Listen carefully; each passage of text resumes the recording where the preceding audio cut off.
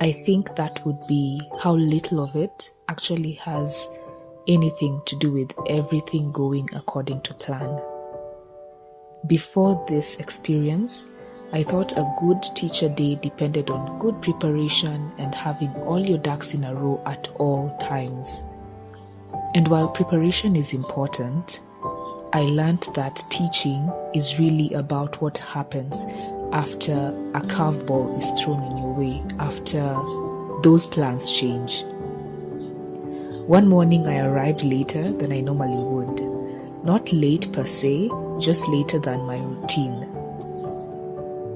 The children already arriving, I felt disorganized, and I remember feeling convinced that the entire day was ruined from that point going forward. A colleague noticed I was flustered when she came in to say good morning, and I told her why I was feeling the way I felt, and she simply said, "You breathe and you flow with it."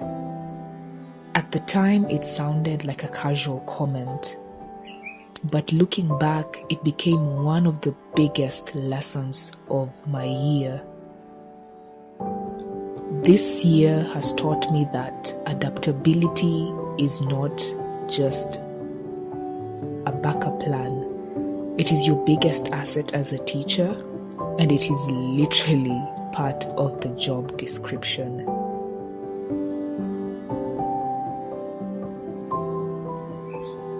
Balancing the teaching and the PGCEi program was probably my biggest challenge.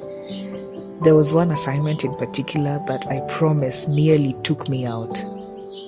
I had somehow convinced myself that I had 3 more weeks before the deadline. Feeling very organized, I was reading, making notes, gathering evidence, and basically just taking my sweet time. Then one day, a voice just told me, "Can you log into Moodle and confirm the submission deadline?" Only to discover I did not in fact have 3 weeks, but actually just a week to submission. What followed was a brief but memorable internal crisis and panic.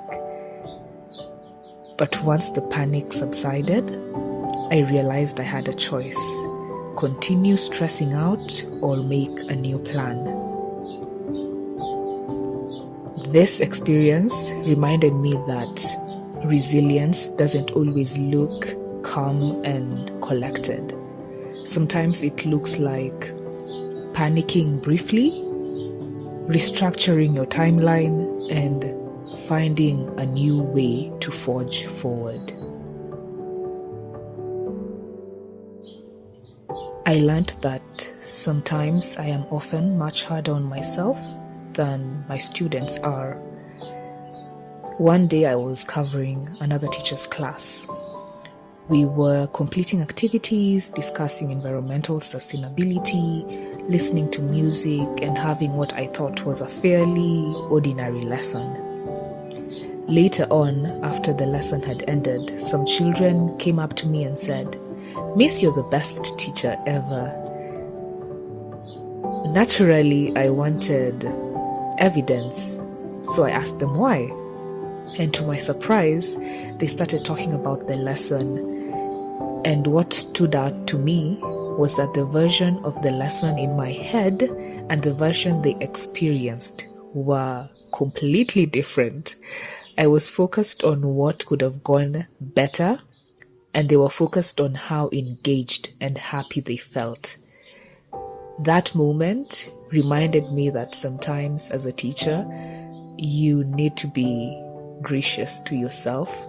And even though you don't see your own impact clearly, because you're often too busy looking for flaws, your children see it, and that's what makes the profession worthwhile.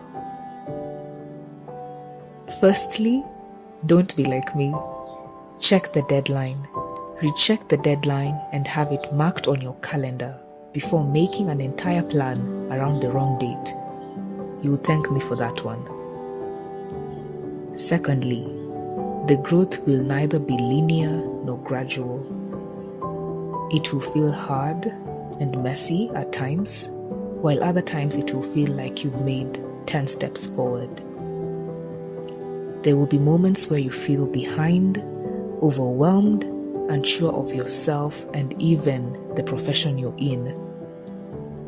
In those moments, remember what I said at the beginning of my PGCEi journey. Be adaptable, breathe and flow with it. Last, but certainly not least, to echo the words of a wise teacher who also happened to be my mentor, be seen, be heard. Don't reduce yourself to, I'm just a PGCEi student, I'm just an intern, I'm just a learner. You have a contribution to make that will put you out there. Make it. Let your light shine so that all may see, because that's the only way that opportunities will find you. That advice carried me through much of this journey, and I suspect it will continue serving me long after the PGCEi is finished.